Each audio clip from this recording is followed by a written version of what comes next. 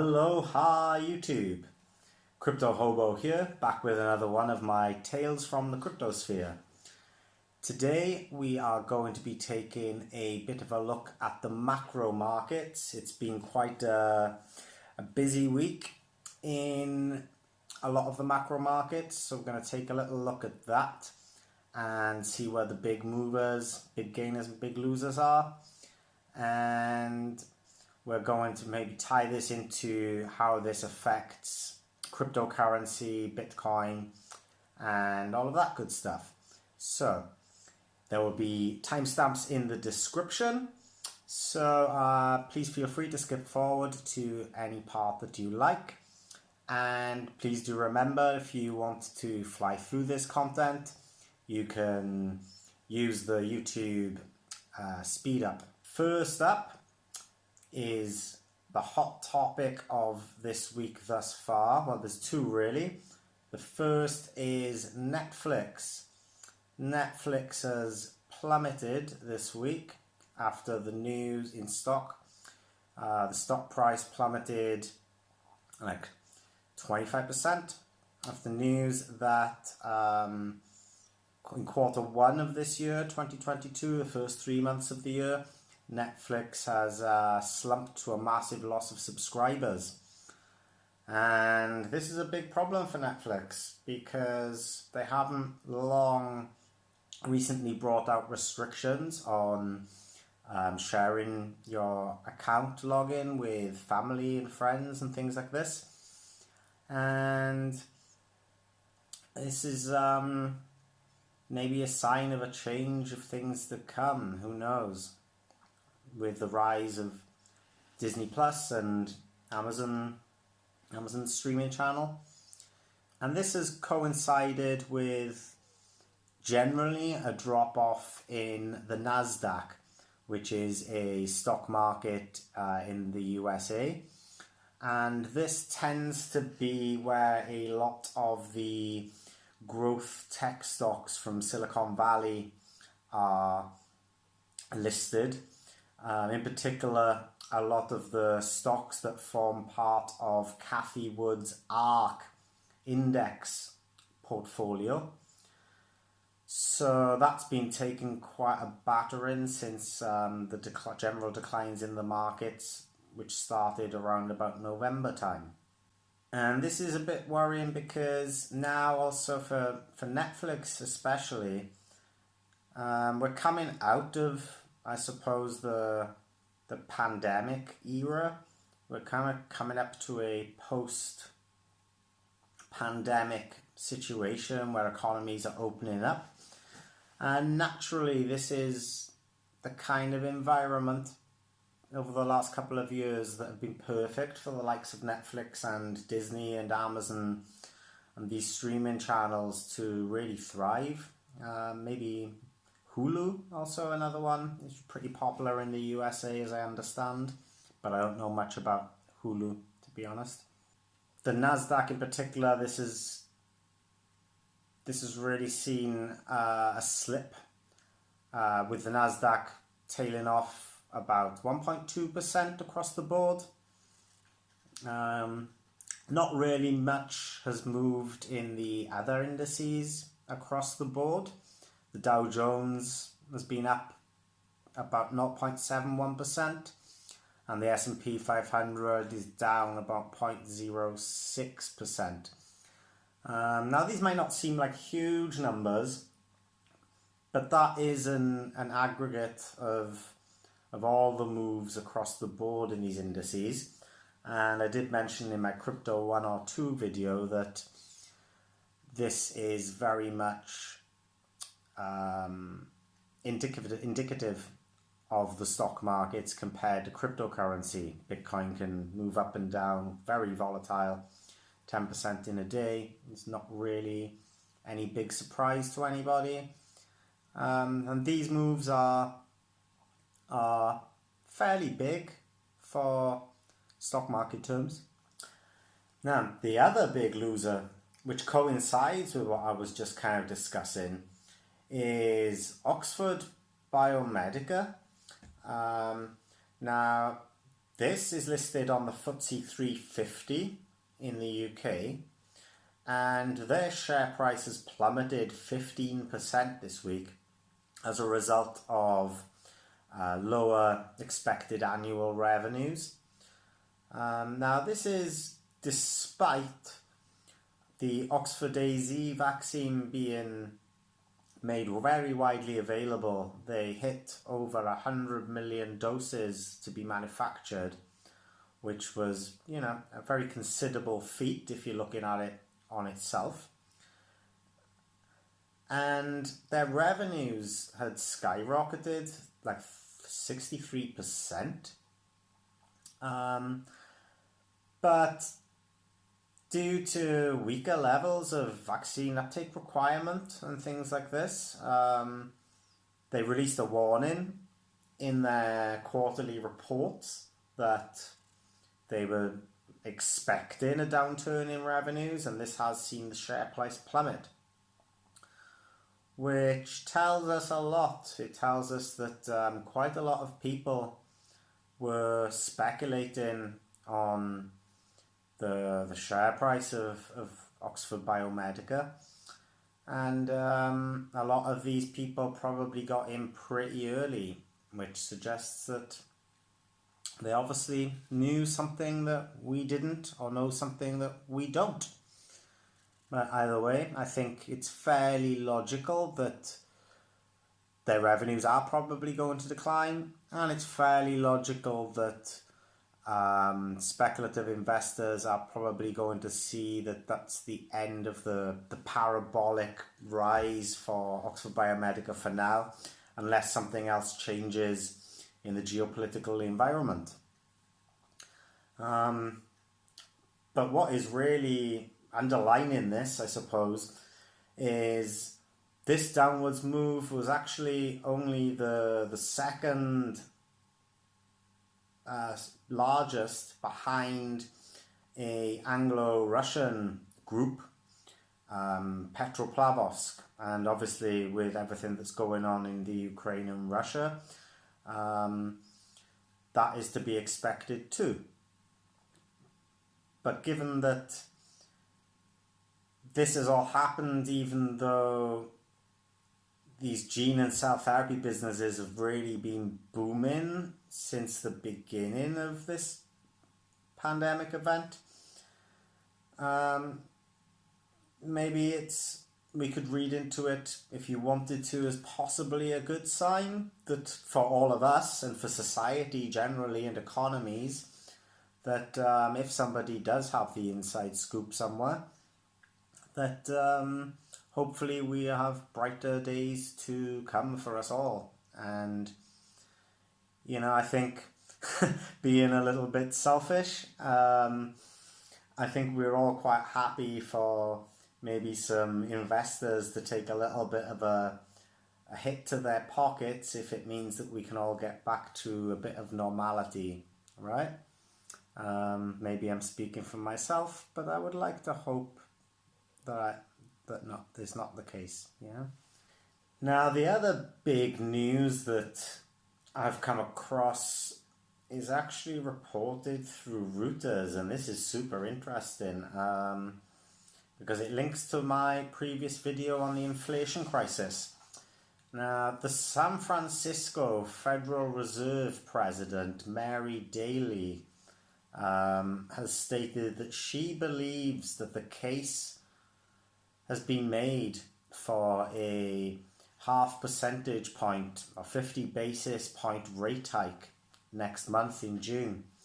She believes that the environment has made a solid case for this, and she believes this is appropriate in the face of high inflation. I can't disagree with her in respect of the fact that rates do need to be hiked. But as I said in my previous video on the inflation crisis, if reported rates of inflation of CPI are 8.5% or 7.9%, somewhere thereabouts, and the real rate of inflation that most Americans are experiencing, the working and middle classes, is more towards 12 to 15%, then this is going to severely dampen investor confidence and sentiment in the stock markets, making it more expensive to borrow, and it's probably going to have a big impact on bonds. But it's not really going to tackle the inflation, because we've got, even if we take the lowest, the reported amount as gospel, say 7.8% inflation, and we've got a 0.5% hike, it's not really touching it all that much. So it'll be interesting to see how this is followed up by the Federal Reserve and how they assess the impact of this rate hike over the coming quarter. Now, in terms of the global macroeconomic perspective, we look to the International Monetary Fund, the IMF. And the IMF has significantly cut its global growth forecast and made it clear that it actually supports a lift in central bank interest rates in order to clamp down on wage demands and the spiral in inflation. And basically they seem to be pointing to a few things that are happening around the world as a case for this. And so in a World Economic Outlook report, which was published yesterday, Tuesday the 19th of April, the IMF actually said that global growth for this year would be around about 3.6%. So that's the average mean GDP, which is down 0.8 percentage points, or 80 basis points, from its estimate in January, and 1.3 percentage points lower than its forecast for 6 months ago. Now, they did sort of intimate that these growth forecasts were kind of assuming that the current status quo remains. So it's based on the Ukraine conflict not resolving anytime soon, and that further sanctions on Russia would continue to impact the energy sector, and that global supply chains will still be massively impacted. And also in terms of the pandemic, the health and economic impacts of that still come into prevalence also. And what they did, they actually ran a simulation, and the simulation results suggested that continuing embargoes against Russia would further lift inflation and hit the European economy especially hard. In Germany, the economic institutions have estimated that it could threaten up to 400,000 jobs and reduce their global economic output, the GDP, by 2.2 percentage points. In terms of Europe as a whole, they have estimated that would be about 3%. And these are very big numbers in the macroeconomic GDP world. For those of you that don't know, GDP is the gross domestic product. So that's the total value of all of the goods and services that are output by any given nation state within any given year. Elsewhere in the world, this inflation issue is still very much a massive concern and part of the narrative. For example, Rio Tinto, who are an Anglo-Australian iron mining company, has warned that any resurgence in the pandemic, in addition to the soaring inflation and lockdowns in China and a prolonging of the Ukraine war, could impact its own ability to maintain its output. Whereas Rio Tinto shipped 71.5 million tonnes of iron ore in the 3 months to March the 31st, the first quarter of this year. This is compared to 77.8 million tonnes a year earlier, and a consensus estimate by Visible Alpha estimated 76 million tonnes.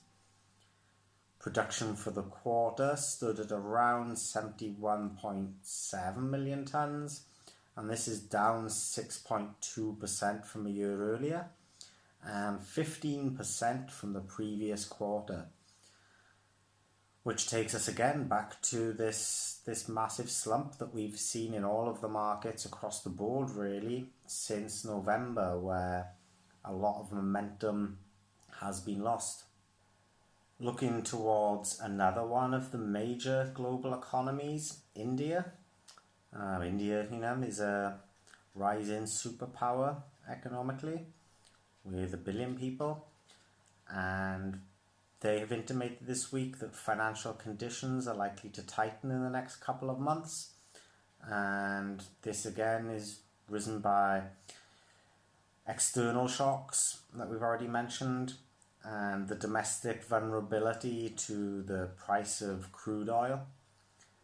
Now, the agency produced a financial conditions index, FCI, and this dropped below the 0 mark in March, indicating a deterioration in domestic financial conditions.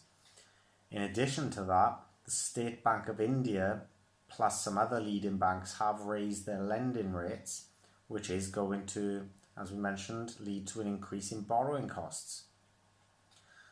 And they do have measures in place to try and cut the current account deficit, because they do have a global deficit. A lot of countries are in a lot of debt. And they wish to strengthen their foreign exchange reserves in order to try and help them reduce this shock. So what they're planning on doing basically is to stock up their reserves of US dollars and yuan and pound sterling and things like this to try and offset any issues which might impact the price of the Indian rupee negatively against any of these leading currencies. Now the CRISIL index is important in India, and this provides a comprehensive monthly update on India's financial conditions, and it analyses 15 key parameters across equity, debt, money and forex markets. And in March, the financial conditions reported as not only being tighter than previous months, but also relatively more stressed. And as I said earlier, India's vulnerability hinges on the crude oil price, because this affects ultimately its major macroeconomic output and indicators. And so you can see that this is very much a theme, not just in the Western developed world, but this is very much the narrative across the board. Indeed, going back to the IMF, it's been reported in Al Jazeera that the IMF and the World Bank have warned that these rising interest rates are going to squeeze the world's poorest countries as they continue to struggle with the macroeconomic and geopolitical conditions, the supply chains, the pandemic and things like this. And the impacts that has, like soaring food prices. There's a huge buildup of debt, and this is especially so in the poorest countries. Global debt has really been a massive issue because of the need to tackle what has occurred in the last couple of years.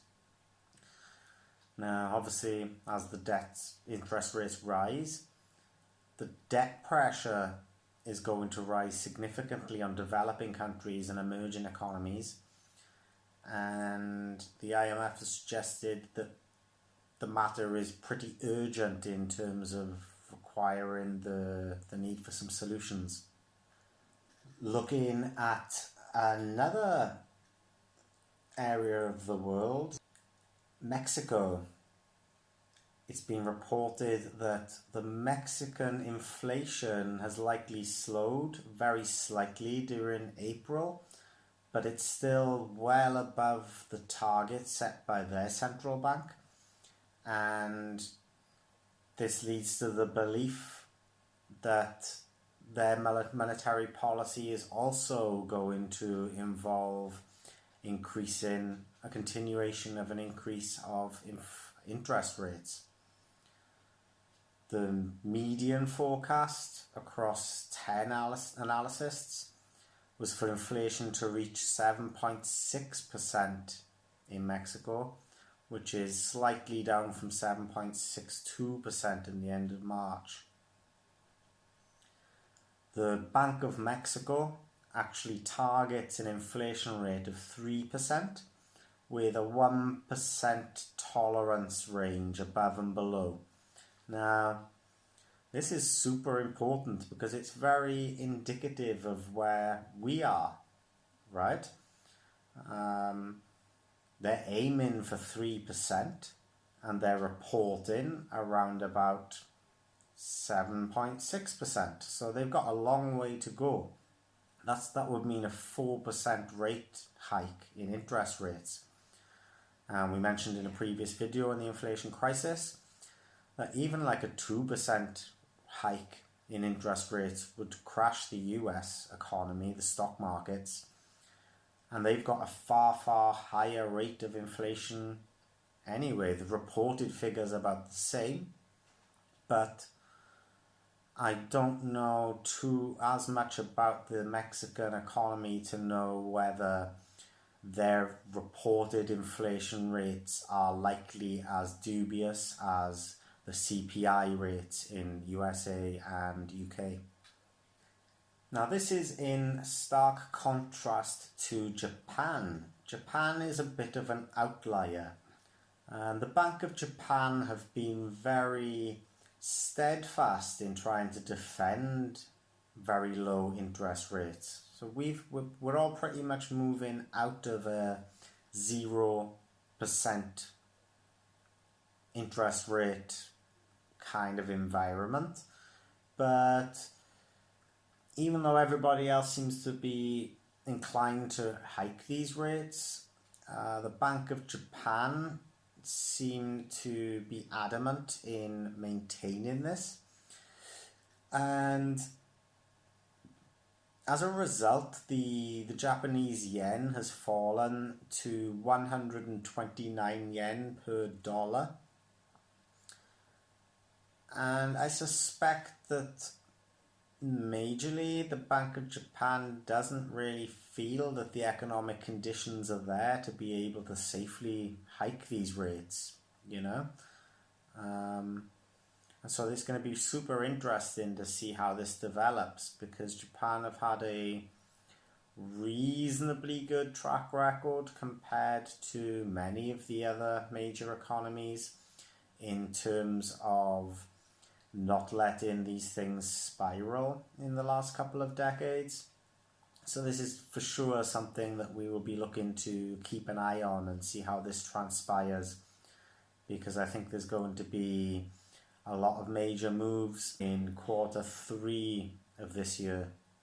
Moving on to one of our major commodities to keep an eye on, and that is gold, AU. Now gold is a reserve asset for central banks around the world, and we have discussed in that inflation crisis video why gold has been very much seen as a safe haven asset in times of high inflation. Now, because of everything that's going on with the geopolitical uncertainty and this general high inflation environment across the board, there's a lot of talk about gold maybe going on another run and probably pushing through the $2,000 mark. Whether or not this actually transpires remains to be seen, but I think there's probably a fairly strong case to be made that there could be a new support or a new floor for gold, at least a local floor, at somewhere around $1,800. And this is a figure that has been produced by the BMO Capital Markets, and this is the main drivers for this are sort of recessionary concerns, as I've already discussed, the inflation, the geopolitical uncertainty, the tightening of the US dollar, the hiking of the interest rates basically. And so they actually do feel that, the BMO do feel that gold is going to hit a new record high this year, in addition to there being a new floor for gold at $1,800. With that being said, the price of gold as it stands today has kind of remained somewhat flat, and there could be a bit of a retracement before it does kind of start making a move again. The price of 10 grams of 24 karat yellow gold metal in Pakistan, however, did increase to 115,700 rupees after gaining 2,200 rupees. And why I would say that it's possible that gold may retrace, which means decline in price a little bit before potentially going on to try and set a new all-time high and break that $2,000 barrier, is that if we look at the chart for gold, there is a potential cap and handle formation playing out here, and historically these are considered to be extremely bullish patterns in trading. If you don't know about trading patterns or technical analysis, that will be something that I'm going to cover in a future video. But for those of you who already know about these kinds of things, then the cup and handle is always something to really look out for. So it'll be interesting to see which way this kind of breaks and how this plays out in the next sort of quarter. Now, in amongst all of this seeming doom and gloom around the world, there is some sort of cause for optimism of respite in some places, and the one that I wanted to pull up here relates to Greece. Now, the Conservative government in Greece has decided to increase the national minimum wage in Greece for the second time this year, and this is to combat these rising, spiraling inflation crisis that's, as we can see, it's prevalent everywhere. It's not just the West. And this is going to add an extra €50 a month to the salary of Greek workers on minimum wage, taking their minimum wage up to €713 per month.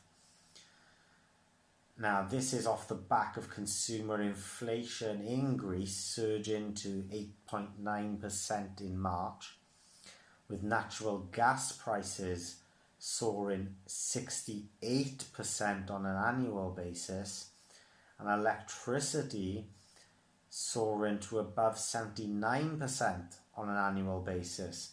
So, we can see that whilst every government can try and take some measures, the things that have been done, whether it's in Greece, whether it's in America fighting the inflation with the interest rate hikes, nobody is really getting to the core of this issue. And the big concern here is that largely it's because they can't.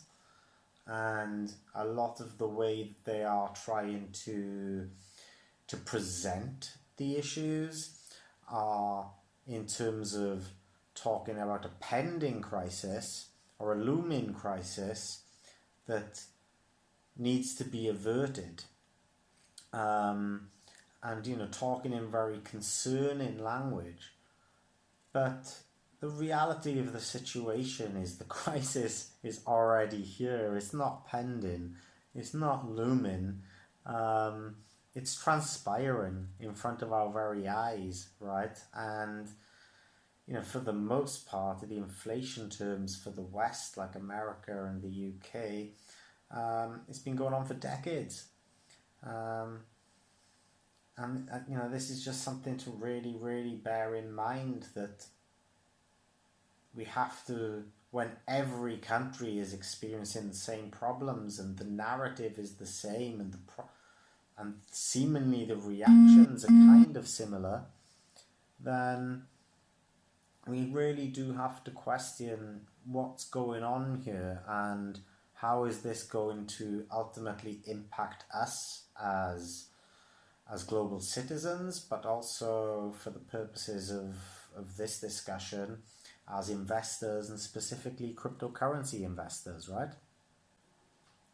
Now, whilst this is very much painting a picture of sort of doom and gloom across the board, regardless of geolocation, it is worth bearing in mind that on this, as we said in previous videos, on the side there's two people or two parties. There's somebody on either side of a trade. When one person's buying, one person is selling. And this is kind of the same. We can extrapolate that a little bit higher across the global markets, in the sense that whilst all of this rampant inflation and supply shocks are hitting many, many countries and their citizens very hard, it is having some positive impacts, at least in the short term, in the countries that are producing the bare essentials that we need. And one of those bare essentials really is oil, specifically crude oil.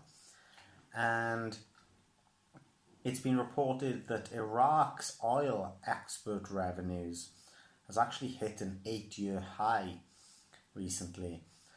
And whilst this isn't expected to be maintained per se, it is thought that maybe countries such as Iraq may wish to try and add some extra pressure on the price, upward price momentum. Because of course, from their perspective, if you're producing oil and oil is in short demand, high demand, and the global markets don't have enough of this commodity, then it stands to reason that you want to make as much money from what you sell as possible, right? So it's quite possible that this could also add some concerning upwards pressure to the price of oil, certainly in the short term, whilst other geopolitical concerns are ongoing. Indeed, we're also seeing this reflected in things like global forecasts for countries like Saudi Arabia, where their output is increasing somewhere between 60 cents to $3.80 per barrel. Although it is kind of thought that the price pressure that these countries would seek to put on the already spiraling costs of these commodities isn't quite as high as first feared. And taking a quick look at South Africa, which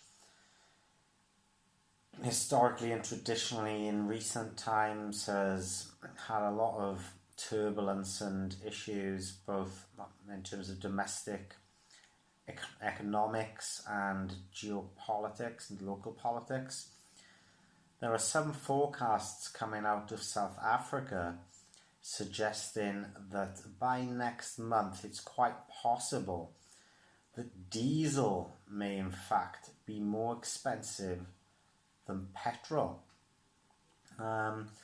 This is according to the East Cape fuel forecast, which cites that 93 grade petrol will drop by 33 cents per litre, which is good news for 93 grade petrol users, and even better for 95 grade petrol.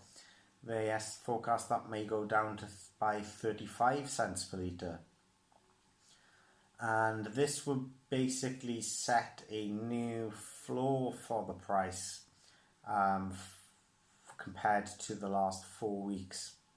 However, it's forecasted that the cost of all grades of diesel is on course to go up by an additional 72 cents per litre.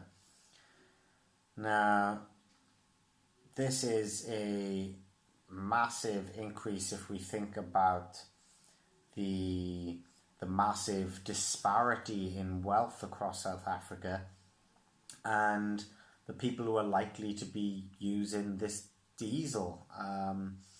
Red diesel is primarily used by farmers for agricultural equipment and things like this. So if they're seeing this massive increase in the cost of diesel, then it stands to reason they're going to have to pass this on to the consumer, and many of those consumers are in pretty dire financial situations as it is.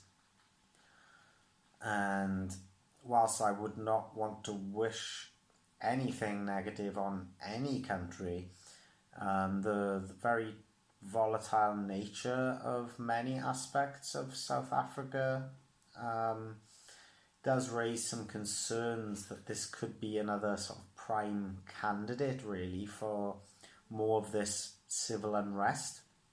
And again, this is something that we really need to keep an eye out for, because all of this stuff interlinks, like we said in one of our introductory videos.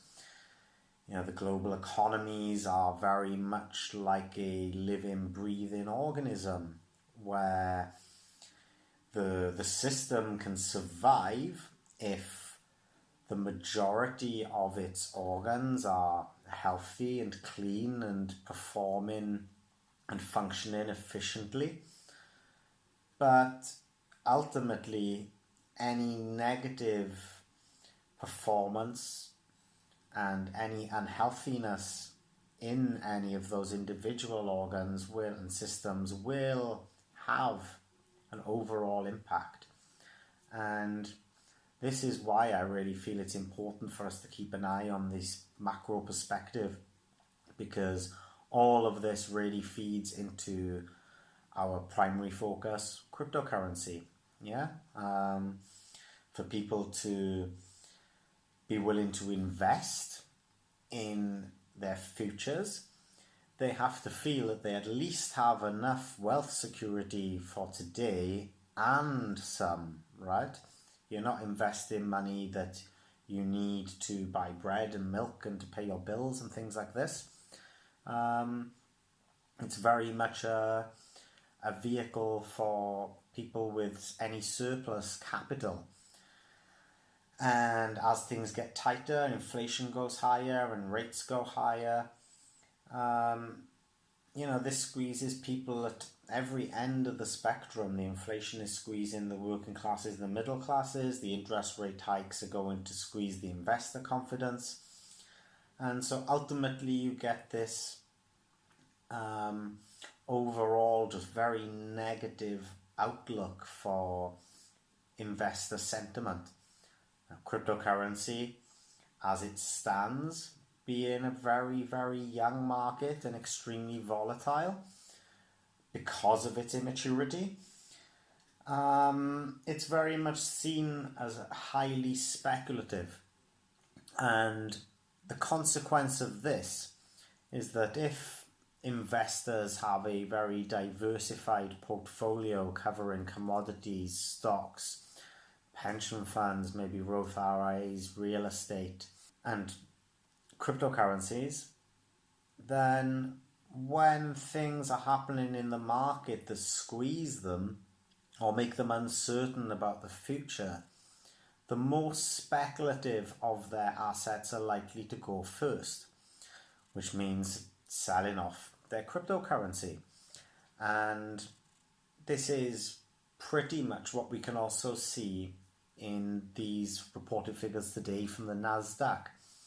The growth stocks, all of these tech stocks, are heavily indexed into the NASDAQ, and these are seen, at the speculative end of the stock spectrum compared to dividend yield stocks and safer stocks like Procter and Gamble and Johnson and Johnson and these huge, MNC kind of companies.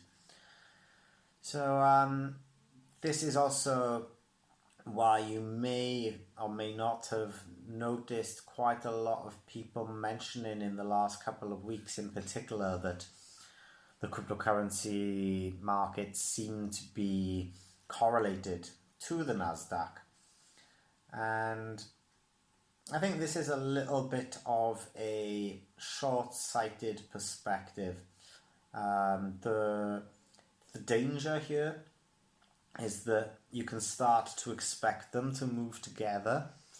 And I think whilst all global markets are being sort of suppressed, it's kind of natural that if everything is kind of slowly declining and there's not much confidence and there's no real volume or upwards pressure to maintain any particular aspect of the global markets, then as these prices are coming down, I think it's probably just common sense and logic that they're going to kind of correlate more closely to each other. I think when we do see a lot of bullish momentum return to the markets and investor confidence really starts peaking again and we get these hype cycles, you will see the speculative assets like cryptocurrencies come back with a bang.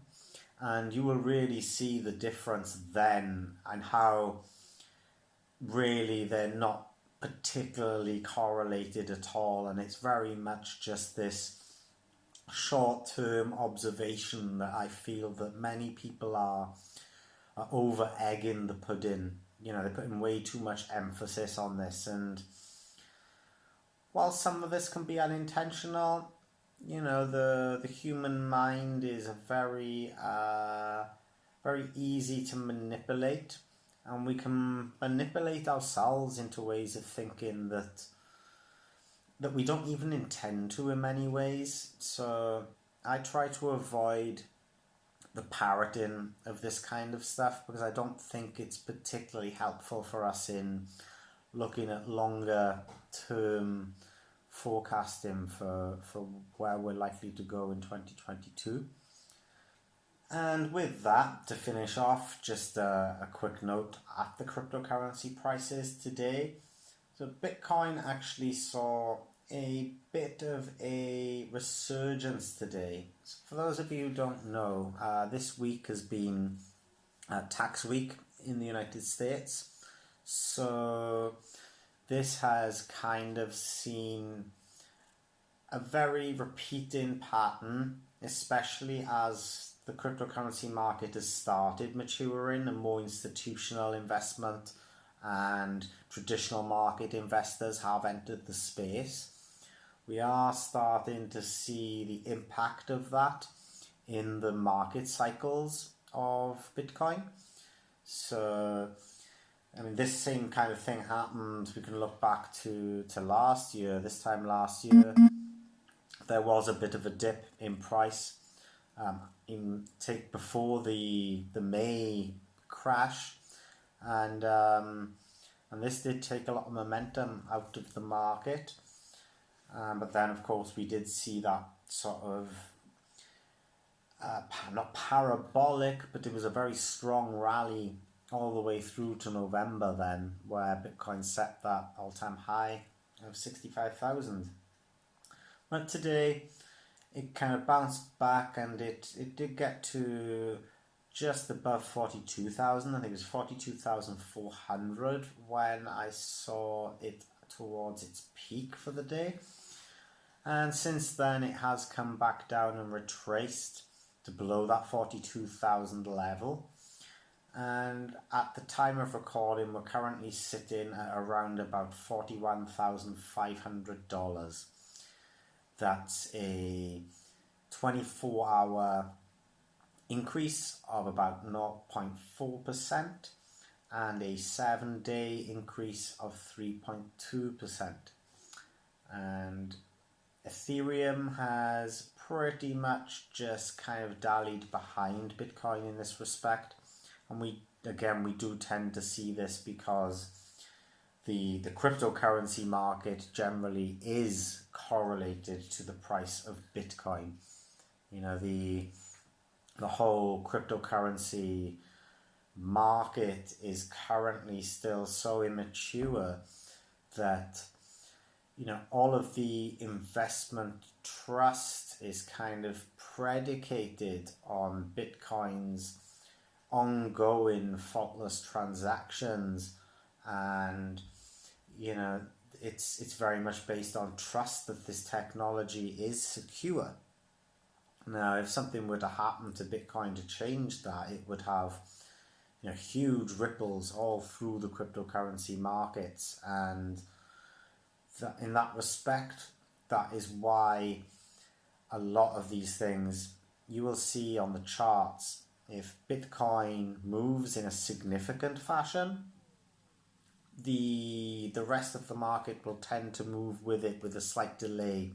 And Ethereum will be a little bit delayed behind Bitcoin, being the number 2 asset in the cryptocurrency class. And then you kind of get all of the others sort of moving in tandem behind Ethereum, especially the ERC20 based tokens. That's it for my roundup of the news of the macroeconomic markets for today. I hope that has given you some insight into the kind of things that we're also going to be looking at, which are external to the cryptocurrency market, but have a very profound impact of what's going on both in the immediacy, in the sort of short to medium term, and in the longer term. And it's the longer term that the IMF and the World Bank and the global banks and the national banks will tend to look at. You will notice a lot of their reporting and forecasting tends to be on a quarterly basis, so we can kind of expect updates 4 times a year. Whereas, you know, things move very, very fast inside cryptocurrency itself as a market, just because we do have all of that volatility and market immaturity, and the regulation is still coming, and a lot of these projects are still finding their feet and very much sort of establishing their own reputation, so that when the market does stabilize and it does start to mature and there's more certainty through regulation, we will probably start to see a sort of decoupling from Bitcoin. But this is going to take time. It's going to take quite a considerable number of market cycles. And, you know, that's not something that's really on our time horizon at the moment. But we've kind of started to already see this. People who've been in the cryptocurrency space for quite a number of years will remember the last real bull cycle, market cycle for cryptocurrency was 2017, 2018. And during this time, there was lots of wild speculation with many of the projects that weren't Bitcoin or Ethereum or Litecoin or XLM, Stellar. A lot of the rest were actually on XRP, Ripple. Yeah, a lot of the rest were actually very much not even products or projects or companies. I mean, you had people speculating on projects which didn't have white papers, which just had some hype, kind of clickbaity hype on a web page. And this kind of ICO era hopefully is well behind us. Now a lot of that has been replaced by lots of truly great projects across all of the asset class subtypes. We've got lots of layer 1 Ethereum killers, like Solana and Avalanche and Cardano coming to the fore. Obviously Polkadot. Binance as an exchange has gone from strength to strength, and BNB has gone crazy in the last couple of years in terms of its price action. I remember not so long back, maybe 2020, BNB was easily $30, $40, and now it's more around the $400 mark. And we do have a mix in with this. This doesn't mean a lot of sort of scam projects have gone away, or shit coins as a lot of these altcoins are known as in the industry. And they're called this really because they're either scams or pump and dumps, or they just don't really serve any purpose other than being like a meme or taking advantage of some sort of current affairs, like a prez coin for a new president or something like that. I think there was, a Will Smith Inu coin created by somebody not long, pretty much instantly after the Hollywood news broke, and it pumped thousands of percent in a very short space of time because it doesn't have any liquidity, and it was probably the creators who were pumping this price with zero liquidity and zero selling pressure. If there's no selling pressure, the price can only go up, and then they're hoping that it will make it to the top gainers area of CoinMarketCap or CoinGecko or Crypto.com and places like this, portfolio trackers, and then people see thousands of percent up.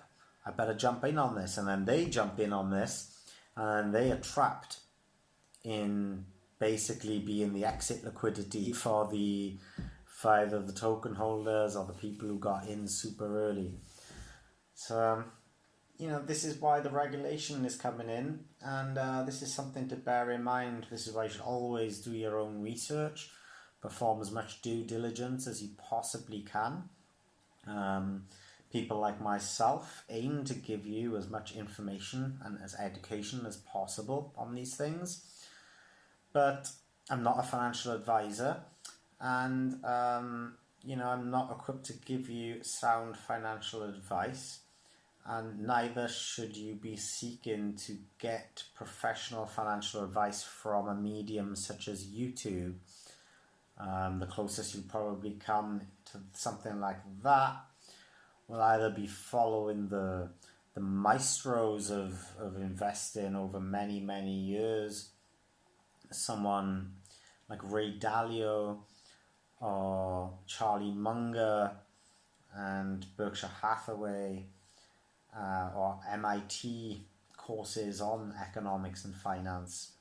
But even then, you listen to these guys long enough, and they know their strengths and they know their weaknesses, and they know that they make mistakes, but they have a good track record of mitigating their mistakes with a lot of prudent decision making.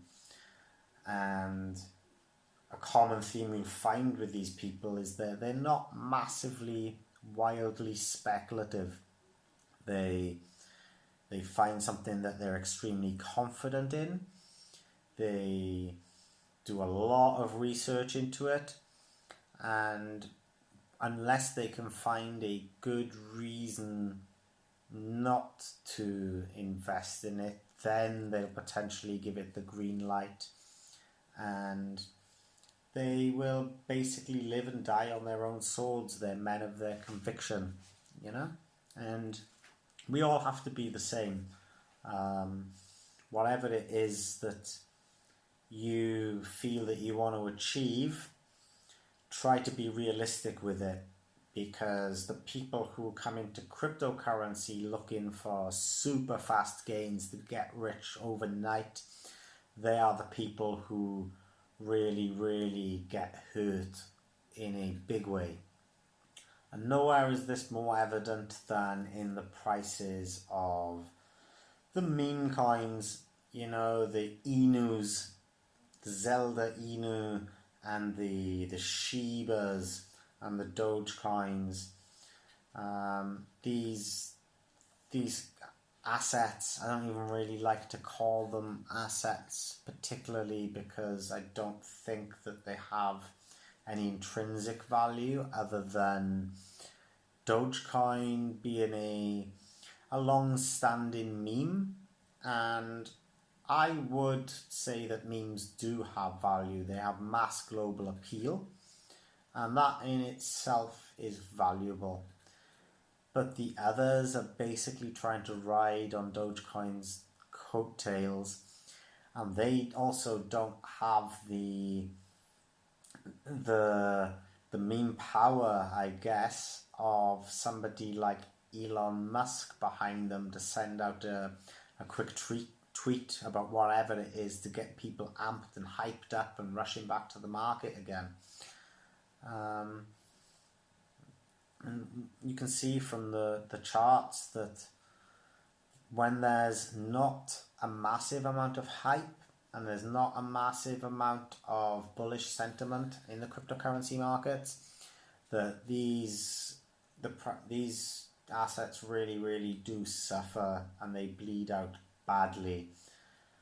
And whether they will ever regain that, you know, it's when you're talking about your financial future, that's a massive risk to be taken, to be putting your financial security and hedging it on a meme, you know. Yeah, that's it for today. So if you like this content, please give me a like down below. And if you want to keep up to date with things, you can subscribe and hit the bell for channel notifications. With that, I am Crypto Hobo. This has been another one of my tales from the cryptosphere. Peace, love, and prosperity.